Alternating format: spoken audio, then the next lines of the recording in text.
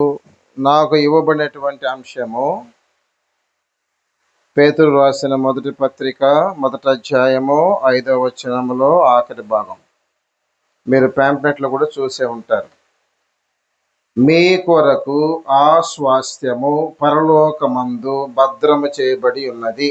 ఇది నాకు ఇచ్చినటువంటి అంశం.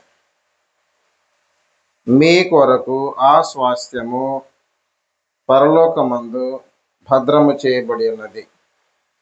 3 విషయాలు ఉన్నాయి ఈ వచనంలో. ఈ లైన్లో, మన చదివిన లైన్లో. మీ కొరకు ఎవరు? మీ కొరకు అంటే ఎవరల్లా? మీరు ఎవరు? ఆ స్వాస్థ్యం. ఆ స్వాస్థ్యం అంటే ఏ స్వాస్థ్యం? పరలోకమందు భద్రం చేయబడి ఉందంటే ఎందుకు భద్రం చేయబడి ఉంది అనే విషయాలు మనం ధ్యానం చేయడానికి ప్రయత్నం చేద్దాం. అపోస్తలుడైన పేతురు, ఈయన అపోస్తలుడు మాత్రమే కాదు, పెద్ద కూడా. 1వ అధ్యాయం 1వ వచనం, 5వ అధ్యాయం 1వ వచనం, 2 వచనాలను మీరు కంపేర్ చేస్తే 1వ అధ్యాయం 1వ వచనంలో అపోస్తలుడైన పేతురు అని ఉంది. 5వ అధ్యాయం 1వ వచనంలో తోటి పెద్దను అని ఉంటుంది. అంటే ఆయన అపోస్తలుడు మాత్రమే కాదు, సంఘ పెద్ద అని కూడా మనం గమనిస్తూ ఉన్నాం. ఈ అపోస్తలుడైన పేతురు రోమా నుండి క్రీస్తు శకము 63 నుండి 64, 65 ఆ ప్రాంతంలో, ఆ కాలంలో ఈ పత్రికను వ్రాసినట్లుగా మనం చూస్తూ ఉన్నాం. ఎవరికి రాశారు ఈయన పత్రిక? మీరు గమనించినట్లయితే 1వ అధ్యాయము 2వ వచనంలో పొంతు, గలతీయ, కపదొకియ, ఆసియా, బితునియ అను దేశముల యందు చెదిరిన వారిలో చేరిన యాత్రికులకు శుభమని చెప్పి వ్రాయినది. ఎవరు రాశారు? ఎవరికి రాశారు? ఎప్పుడు రాశారు? ఎక్కడి నుండి రాశారు చెప్పాను. ఎందుకు రాశారో చెప్తాను. ఈ పత్రిక యొక్క ఉద్దేశం ఏమిటి అనేది మనం ఆలోచన చేసినప్పుడు పేతురు అంటాడు, నీవు నిజంగా క్రైస్తవుడవైతే, నీవు క్రీస్తునందు ఉంటే, క్రీస్తు నీలో ఉంటే, క్రీస్తు పక్షంగా శ్రమను సగౌరవంగా అనుభవించు అని చెప్పడానికే ఈ పత్రిక రాయబడింది. క్రీస్తు పక్షంగా, క్రీస్తు విషయమై శ్రమను సగౌరవంగా అనుభవించు. ఇదే కీవర్డ్, ఇదే మెయిన్ థీమ్ కూడా. ఇది మీరు జాగ్రత్తగా ఆలోచన చేయాలి. 5 విషయాలు చెప్పాను, ఇంక 3 విషయాలు చెప్తాను. ఈ పత్రికలో మీరు గమనించినట్లయితే 5 అధ్యాయాలు ఉన్నాయి. ఈ 5వ అధ్యాయంలో కీలకమైన అధ్యాయము 4వ అధ్యాయము. కీలక వచనాలు 1వ అధ్యాయము 10, 12 వచనాలు, 4వ అధ్యాయము 12, 13 వచనాలు. ఈ కీలక వచనాలు 1వ అధ్యాయంలో 10, 12 వచనాలు కానీ, 4వ అధ్యాయం 12, 13 వచనాలు కానీ క్రీస్తు విషయమై మనం శ్రమ అనుభవించాలి అనే విషయాన్ని నొక్కి చెప్తూ ఉన్నాయి. ఇప్పటి జీవ విషయంలో, అంటే ఈ జీవిత కాలంలో క్రీస్తు విషయమై మనము శ్రమను అనుభవించినట్లయితే రాబోవు జీవములో మనము ఆయనతో కూడా మహిమపరచబడతాము అనే విషయము నొక్కి చెప్పడం జరిగింది. అంత మాత్రమే కాదు, క్రీస్తు విషయమై శ్రమను సంతోషంగా అనుభవించాలి అనే విషయాన్ని కూడా చెప్పాడు. 4వ అధ్యాయం 12 నుండి 16 వచనాలు మనం చదివినప్పుడు, ప్రియులారా, మిమ్మల్ని శోధించుటకు మీకు కలుగుచున్న అగ్ని వంటి శ్రమలు కాదు, అగ్ని వంటి మహాశ్రమను గూర్చి మీకు ఏదో ఒక వింత సంభవించినట్లు ఆశ్చర్య పడకుడి. ఆశ్చర్యపడద్దు శ్రమలు వచ్చాయని. ఏదో వింత సంభవించినట్లు ఆశ్చర్యపడవద్దు. ఎందుకు? ఎందుకు శ్రమ అనిపించాలి అసలు? యేసుక్రీస్తునందు మనము విశ్వాసం ఉంచినప్పుడే దానితో పాటు ఆయన పక్షమున శ్రమపడుటయు మనకు అనుగ్రహించబడి అని అన్నాడు. ఫిలిప్పీయులకు రాసిన పత్రిక 1వ అధ్యాయము 29, 30 వచనాల్లో మనం గమనించినట్లయితే అక్కడ ఆ మాట ఉంటుంది. ఫిలిప్పీయులకు 1వ అధ్యాయము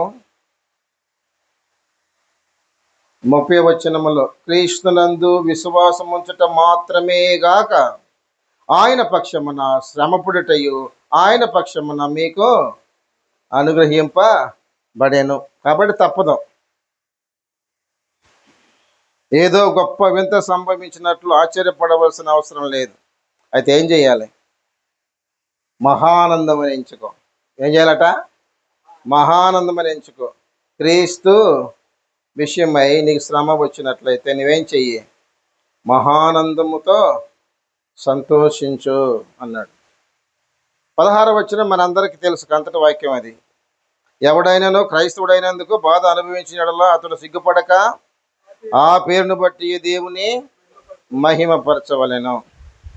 కాబట్టి క్రీస్తు పక్షముగా లేక క్రీస్తు విషయమై శ్రమను సగౌరవంగా అనుభవించాలి అనేది ఈ పత్రిక యొక్క ఉద్దేశం.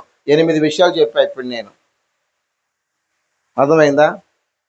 ఎవరు రాశారు, ఎవరికి రాశారు, ఎప్పుడు రాశారు, ఎక్కడి నుంచి రాశారు, ఎందుకు రాశారు, కీలకమైన అధ్యాయం ఏది, కీలక వచనాలు ఏవి, కీలక పదం ఏది చెప్పాను. మరలా చెప్తున్నాను, ఈ 8 విషయాలు తెలియకపోతే బైబిల్లో ఏ పుస్తకాన్ని మీరు చదవద్దు, చదవడం మానేయండి. ఈ 8 ప్రశ్నలకు సమాధానం తెలిస్తేనే, ముందు ఆన్సర్స్ తేల్చుకుంటేనే ఏం చేయాలి? ఇప్పుడు ఆ పుస్తకాన్ని చదవడానికి ప్రారంభించాలి. ముఖ్యంగా టాపికల్ సర్మన్స్ మనము డెలివరీ చేసేటప్పుడు జాగ్రత్త గమనించండి. ప్రీచర్స్కి టిప్ ఇది.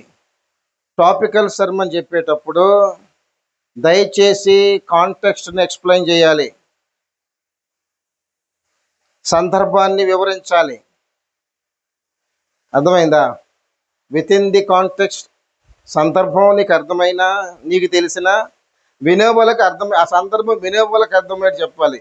With in the context of the hearers also, అది చాలా ప్రాముఖ్యం. సరే, ఇప్పుడు ఈ 5 అధ్యాయాలతో కూడినటువంటి ఈ పత్రికను అవుట్లైన్ చేద్దాం. 3 భాగాలుగా విభజించి పత్రికను మనం చదవాలి. మొట్టమొదటి భాగం ఏంటంటే, మొదటి అధ్యాయం 1వ వచనం నుండి 2వ అధ్యాయం 12వ వచనం వరకు the salvation of the believers, విశ్వాసుల యొక్క రక్షణ. The salvation of the believers, మొదటి అధ్యాయం 1వ వచనం నుండి 2వ అధ్యాయం 12వ వచనం వరకు. ఏంటి ప్రసంగం చేయమంటే బైబిల్ క్లాస్ చెప్తున్నాడు అనుకోవద్దు. ఓకే, కొంచెం ఇన్ఫర్మేషన్ కోసం చెప్తున్నాను అంతే. 2వ భాగం the submission of the believers, విశ్వాసుల యొక్క విధేయత. 2వ అధ్యాయం 13వ వచనం నుండి 3వ అధ్యాయం 12వ వచనం వరకు. 2వ అధ్యాయము 13వ వచనం నుండి 3వ అధ్యాయం 12వ వచనం వరకు. 2 భాగాలు అయిపోయినాయి. 3వ భాగం the suffering of the believers, 3వ అధ్యాయం 13వ వచనం నుండి 5వ అధ్యాయం 14వ వచనం వరకు. 3 Sలు. 1 సాల్వేషన్, 2వది సబ్మిషన్, 3వది సఫరింగ్స్. ఓకే, అవుట్లైన్ కూడా అయిపోయింది, దాదాపుగా పత్రిక అయిపోయింది. ఇప్పుడు అంశానికి వద్దాం. మొదటి అధ్యాయం 5వ వచనంలో, మీ కొరకు ఆ స్వాస్థ్యము పరలోకమందు భద్రము చేయబడి ఉన్నది. ఎవరి కొరకు? దేవుడు ఒక స్వాస్థ్యాన్ని పరలోకంలో భద్రపరిచి ఉన్నాడు. ఎవరి కొరకట? మీ కొరకు అన్నాడు. మీ కొరకు అంటే ఈ కాంటెక్స్ట్లో ఎవరు? 2వ వచనంలో చెప్పబడినటువంటి 5 ప్రాంతాల్లో చెదిరి ఉన్నటువంటి వారు, అంటే కాంటెక్స్ట్ అదే. మీ కొరకు అంటే ఎవరి కొరకు? పొంతు, గలతియా, కప్పుదకియ, ఆసియా, బితునియా అను దేశముల యందు చెదిరిన వారిలో చేరిన యాత్రికులకు శుభమని చెప్పి ఆయన. చాలామంది యూదులని అనుకుంటారు ఈ వచనం వ్యాఖ్యానం చేసేటప్పుడు. యూదులు మాత్రమే చెదిరిపోవాల, క్రైస్తవులు కూడా చెదిరిపోయారు. అపొస్తలుల కార్యాలు 8వ అధ్యాయం 1 నుండి 4 వచనాలు మనం చదివినప్పుడు, ఆ కాలమందు యెరూషలేములోని సంఘమునకు గొప్ప హింస కలిగినందున అపొస్తలులు తప్ప అందరూ చెదిరిపోయారు. ఇప్పుడు 4వ వచనం గమనించాలి మీరు. చెదిరిపోయిన వీళ్ళందరూ ఏం చేశారు? సువార్త వాక్యము ప్రకటించుచు సంచారం చేస్తారు అన్నాడు. మీ కొరకు. ఇప్పుడు ఆ క్రమంలో మనం చూసినప్పుడు, మనం మీ కొరకు అంటే వెంటనే మనం క్రైస్తవులకు అనేస్తాం. సరే, వీళ్ళు ఎలా క్రైస్తవులు అయ్యారు అనే విషయాన్ని మనం జాగ్రత్తగా గమనించాలి. ఈ మీ కొరకు అనే పదంలో తండ్రి అయిన దేవుని యొక్క సంకల్పము, పరిశుద్ధాత్మ యొక్క పరిచర్య, క్రీస్తు ప్రభు యొక్క బలియాగము ఇమిడి ఉన్నాయి. ఈ మూడు విషయాలు ఇమిడి ఉన్నట్లుగా మనం చూస్తాం. Okay, fathers plan, spirits work, ఆ తర్వాత సన్స్ సాక్రిఫైస్. అర్థమైందా? ఈ మూడు విషయాలు ఏమిటి ఉన్నాయి అదే చెప్పాడు. తర్వాత చూడండి, మొదటి అధ్యాయం మొదటి వచనం చదువుతున్నాను. యేసుక్రీస్తు అపోస్తలుడైన పేతురు తండ్రి అయిన దేవుని భవిష్యత్ జ్ఞానమును బట్టి ఆత్మ వలని పరిశుద్ధత పొందిన వారై విధేయులగుటకు యేసుక్రీస్తు రక్తం వలన ప్రోక్షింపబడుటకును ఏర్పరచబడిన వారికి, తండ్రి కుమారుడు పరిశుద్ధాత్మ ముగ్గురు కనిపిస్తున్నారా? ముగ్గురు కనిపిస్తున్నారా? ఈ ముగ్గురి వలన ఏర్పరచబడి ఏంటి? క్రీస్తు రక్తము చేత ప్రోక్షింపబడి పరిశుద్ధాత్మ చేత పరిశుద్ధపరచబడిన వారినే మీ కొరకు అన్నాడు. ఇక్కడ అందరి కోసం కాదు, మీ కొరకు ఆస్వాస్థ్యము పరలోకమందు భద్రపరచబడి ఉన్నది. ఏంటి తండ్రి ప్లాన్? ఏంటి? తండ్రి అయిన దేవుని భవిష్యత్ జ్ఞానమును బట్టి, the four knowledge of God. Four knowledge. దేవునికి ఏం జ్ఞానం ఉందటండి? భవిష్యత్ జ్ఞానం. అంటే భవిష్యత్తులో ఏం జరుగుద్దో కూడా ఆయనకి, అందువలనే ఆయన దేవుడు. కొంతమంది దేవునికి తెలియని సంగతులు కొన్ని ఉన్నాయని చెప్తున్నారు చెన్నైలో. అంటే భవిష్యత్ వాళ్ళు దేవుని కంటే గొప్ప వాళ్ళేమో. దేవునికి తెలియని సంగతి కూడా కొన్ని ఉన్నాయంట. దేవునికి తెలియని సంగతి ఈయనకెలా తెలిసింది? ఒకవేళ ఈయన దేవుని కంటే గొప్పడేమో. తండ్రి అయిన దేవుడు లేక తండ్రి అయిన దేవుని భవిష్యత్ జ్ఞానమును బట్టి, అపొస్తలుల కార్యాలు 2వ అధ్యాయము 23వ వచనంలో ఆ మాట మనం చూస్తాం. పెంతెకొస్తు నాడు పౌలు ప్రసంగించేటప్పుడు ఆ మాటని ఉపయోగిస్తాడు. అపొస్తలుల కార్యములు 2వ అధ్యాయము 23వ వచనాన్ని మనం చదివినట్లయితే, దేవుడు నిశ్చయించిన సంకల్పమును ఆయన భవిష్యత్ జ్ఞానమును అనుసరించి అప్పగింపబడిన ఈయనను మీరు దుష్టుల చేత సిలువ వేయించి చంపితిరి. దేవుని సంకల్పము, ఆయన భవిష్యత్ జ్ఞానము. దేవుని భవిష్యత్ జ్ఞానం అన్నా దేవుని సంకల్పం అన్నా ఒకటే కూడా చెప్పవచ్చు. బోత్ ఆర్ సేమ్ అని కూడా చెప్పవచ్చు. అంటే దేవుని సంకల్పంలో ఏముంది? సంకల్పం అంటే ప్లాన్. ప్లాన్ అంటే ఏంటి? జరిగిపోయిన దాన్ని ప్లాన్ అంటారా? ఇప్పుడు జరుగుతున్న దాన్ని ప్లాన్ అంటారా? మామూలుగా ప్లాన్ అంటే మనం ఏమనుకుంటాం? భవిష్యత్తులో జరగబోయేదాన్ని. దేవుని సంకల్పం అంటే అర్థం ఏంటంటే ఆయన భవిష్యత్ జ్ఞానము. దేవుని యొక్క భవిష్యత్తు జ్ఞానమును బట్టి, రెండవది ఆత్మ వలని పరిశుద్ధ పొందిన వారై. ఫాదర్స్ ప్లాన్ అయిపోయింది. ఇప్పుడు రెండవది స్పిరిట్స్ వర్క్. పరిశుద్ధాత్మ యొక్క పని ఏంటట? పరిశుద్ధపరుస్తాడట. తెస్సలోనికీయులకు 2వ పత్రిక 2వ అధ్యాయము 13వ వచనం చూడండి. తెస్సలోనికీయులకు 2వ పత్రిక 2వ అధ్యాయము 13వ వచనంలో మనం గమనించినట్లయితే,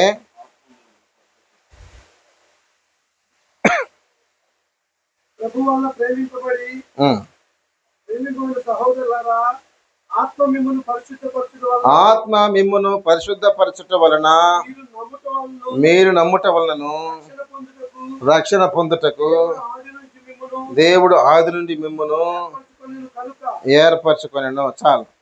పరిశుద్ధ ఆత్మ వలన పరిశుద్ధ పరచబడిన వారై అన్నాడు. దేవుని సంకల్పం అంటే ఆయన భవిష్యత్ జ్ఞానమును అనుసరించి ఆత్మ చేత పరిశుద్ధపరచబడి, మూడో విషయం చెప్పాడు, యేసుక్రీస్తు రక్తము వలన ప్రోక్షింపబడి. యేసుక్రీస్తు రక్తం వలన ప్రోక్షింపబడి అనే విషయం కూడా మనం అక్కడ చూస్తున్నాం. అంటే ఏంటి? Sons sacrifice.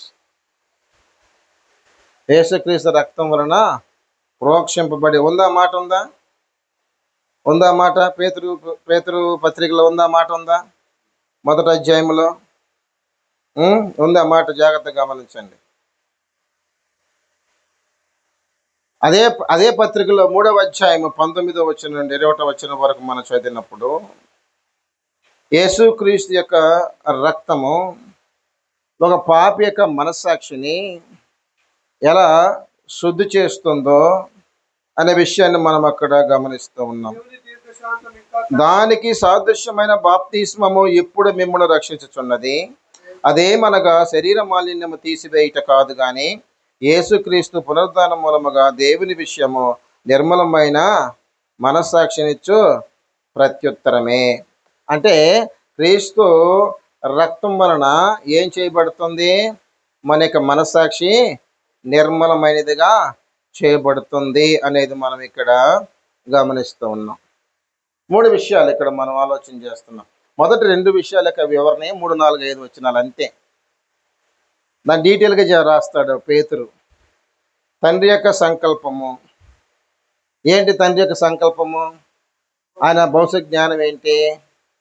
క్రీస్తు యేసులో నన్ను ఏర్పరచుకోవాలి. ఓకే. పరిశుద్ధాత్మిక పరిచర్య ఏంటి?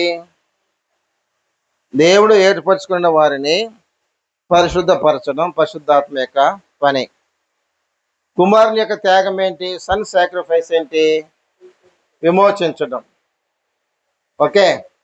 Father plans and chooses, spirit works and sanctifies, son sacrifice redeems. ఈ 3 విషయాలు మనము ఈ కాంటెక్స్ట్లో మనం చూస్తూ ఉంటాం. ఇది మీరు జాగ్రత్తగా గమనించాలి. ఇప్పుడు పరలోకమందు భద్రము చేయబడి ఉన్న ఆ స్వాస్థ్యము ఎవరికి? ఇప్పుడు చెప్పండి. దేవుని సంకల్ప ప్రకారము. అర్థమవుతుందా? దేవుని సంకల్ప ప్రకారము అంటే ఆయన యొక్క భవిష్యత్తు జ్ఞానమును అనుసరించి ఏర్పరచబడి ఉండాలి. ఓకే. రెండవది పరిశుద్ధ ఆత్మ వలన పరిశుద్ధపరచబడిన వాడవై ఉండాలి. 3వది క్రీస్తు రక్తము ద్వారా విమోచింపబడిన వాడవై ఉండాలి. అప్పుడే నీవెవరో క్రైస్తవుడవి. అలాగూ ఎవరైతే చేయబడ్డారో వారికి స్వాస్థ్యము పరలోకమందు భద్రము చేయబడి ఉన్నది అన్నాడు. భద్రం చేయబడి ఉంది. ఏం భద్రం చేయబడి ఉంది? స్వాస్థ్యం. స్వాస్థ్యం అంటే ఏంటి? స్వాస్థ్యం అనే పదానికి అటు హెబ్రీ భాషలో కానీ ఇటు గ్రీకు భాషలో కానీ చాలా అర్థాలు ఉన్నాయి. అందులో ఒక ప్రాథమికంగా మనకు గుర్తొచ్చే అర్థం ఏంటంటే స్వాస్థ్యం అంటే సొత్తు కదా, హక్కు లేక సొత్తు. ఏంటి? సరేలేండి. మీ కొరకు ఆ స్వాస్థ్యము పరలోకమందు భద్రము చేయబడి ఉన్నది. మీ కొరకు అనే మాట అర్థమైంది మనకి ఇప్పుడు, సరేనా? రెండవది ఆ స్వాస్థ్యము. ఏ స్వాస్థ్యము? ఏ స్వాస్థ్యము? ఇశ్రాయేలులకు కనాను దేశాన్ని స్వాస్థ్యంగా ఇచ్చాడు దేవుడు. ఇచ్చాడా లేదా? ఇశ్రాయేలీలకు కనాను దేశాన్ని స్వాస్థ్యంగా ఇచ్చాడు. అబ్రహాముతో వాగ్దానం చేసి 4వ తరంలో ఆ వాగ్దానాన్ని దేవుడు నెరవేర్చినట్లుగా మనం చూస్తూ ఉన్నాం. కానీ ఈ స్వాస్థ్యం అలాంటిది కాదు. ఇప్పుడు కనాను దేశము నిత్యం ఉంటుందా? అది నిత్యమైందా? ఉదయకాలంలో జయరాజన్ గారు చెప్పారు, దృశ్యమైనవి అనిత్యములు, అదృశ్యమైనవి నిత్యములు అని.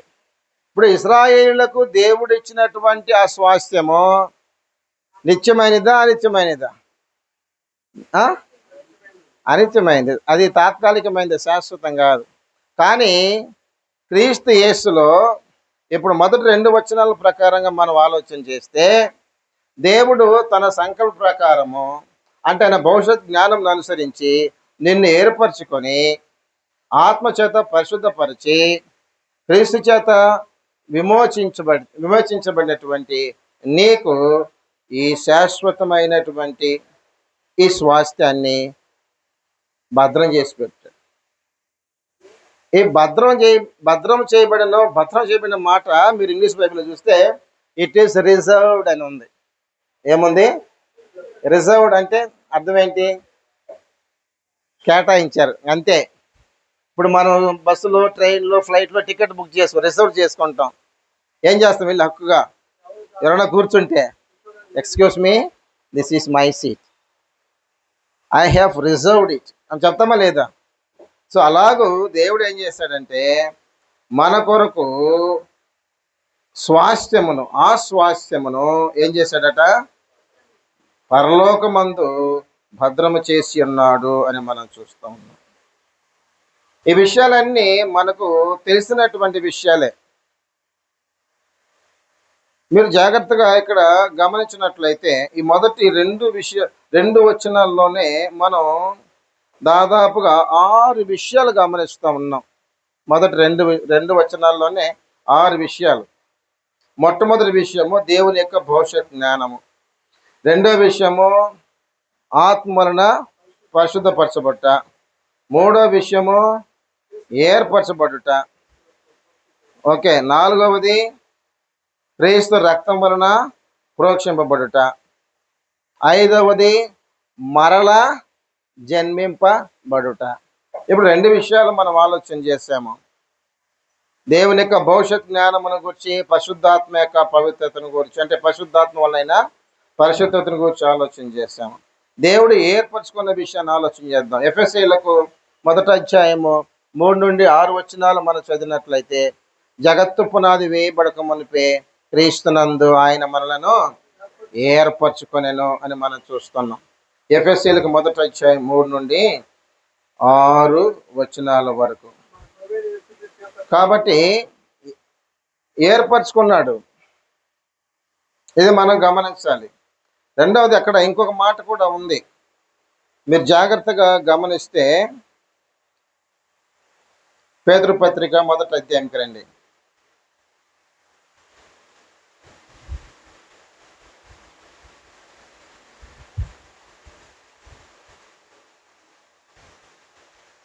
సరే, అక్కడ మీరు గమనించినట్లయితే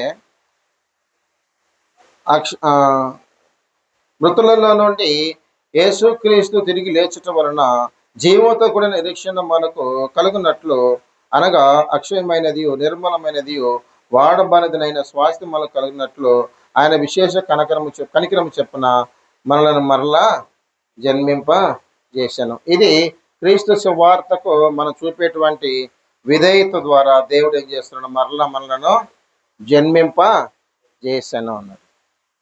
తీతు పత్రిక 3వ అధ్యాయం 5వ వచనంలో ఉంది, నీతిని అనుసరించి మనం చేసిన క్రియల మూలముగా కాక తన కనికరము చెప్పుననే పునర్జన్మ సంబంధమైన స్నానము ద్వారాను పరిశుద్ధాత్మ మనకు నూతన స్వభావం కలుగు చేయటం ద్వారాను మనలను రక్షించాను.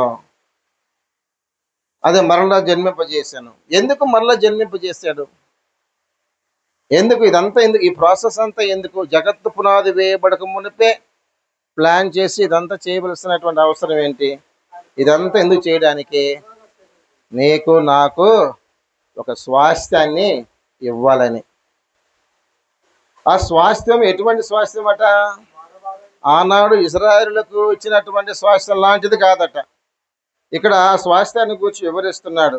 అక్షయమైనది, నిర్మలమైనది, వాడబారనిది. అంటే ఏంటి దాని అర్థం?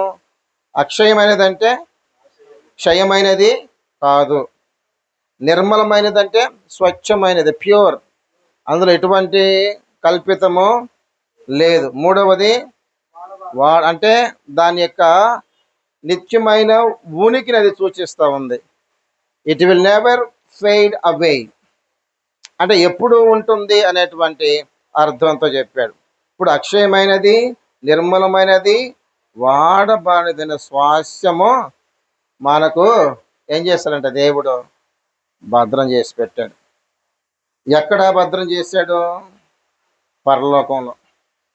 ఈ భద్రం చేయబడడం అనే విషయం దేన్ని సూచిస్తుంది అని మనం ఆలోచన చేస్తే ద డివైన్ ప్రిజర్వేషన్, దైవికమైనటువంటి కాపుదల, భద్రతకు అది సూచనగా ఉంది.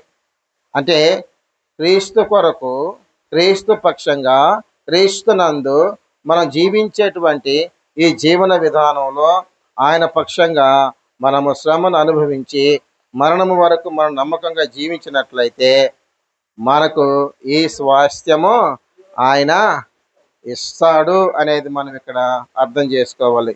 సమయం లేదు కాబట్టి 10 గంటలు అయింది కాబట్టి వర్స్ బై వర్స్ మనం సపోర్టెడ్ వర్సెస్ తోటి ముందుకి వెళ్ళలేకపోతూ ఉన్నాం. కాబట్టి స్వాస్థ్యము భద్రం చేయబడి, అది బాగానే ఉంది, రిజర్వ్ చేయబడి ఉంది. ఆ స్వాస్థ్యాన్ని పొందడానికి మనం సిద్ధంగా ఉన్నాం అనేది ప్రశ్న. ఇప్పుడు ఆ స్వాస్థ్యాన్ని స్వతంత్రించుకోవడానికి లేక పొందడానికి మనం సిద్ధంగా ఉన్నామా అనేది ఒక ప్రశ్న.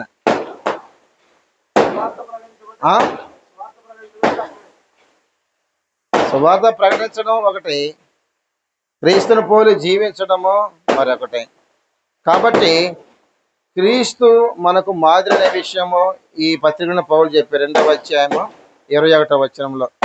క్రీస్తు మీ కొరకు బాధపడి మీరు తన అడుగు జాడలందు నడుచుకున్నట్లు మీకు మాదిరి ఉంచిపోయాను. కాబట్టి ఆయనకు ఆ మాదిరిని మనం అనుసరించి జీవించినప్పుడు మనకు దేవుడు ఏం చేస్తాడట? భద్రము చేసినటువంటి ఆ యొక్క స్వాస్థ్యాన్ని మనకు ఇస్తాడు అని అంటున్నాడు. 6వ వచనములో, 5వ వచనంలో మనం చూస్తున్నాం. కడవరి కాలం ముందు ఎప్పుడు ఇస్తాడట? కడవరి కాలం మందు ఈ స్వాస్థ్యాన్ని ఎప్పుడు ఇస్తాడంటే కడవరి కాలం అంటే ఏది? ప్రభు యొక్క రాకడలో. కరెక్టే. కడవరి కాలం మందు బయలుపరచబడుటకును సిద్ధముగా ఉన్న రక్షణ మీకు కలుగునట్లు. అదేంటి సిద్ధముగా ఉన్న రక్షణ కలుగునట్లు అంటే? ఇప్పుడు మన రక్షణ పొందలేదా? అసలు ఏంటి? ఇప్పుడు మన రక్షణ పొందామా లేదా? మరి రక్షణ ఇస్తానంటున్నాడు, అదేం రక్షణ? That is ultimate salvation, eternal salvation.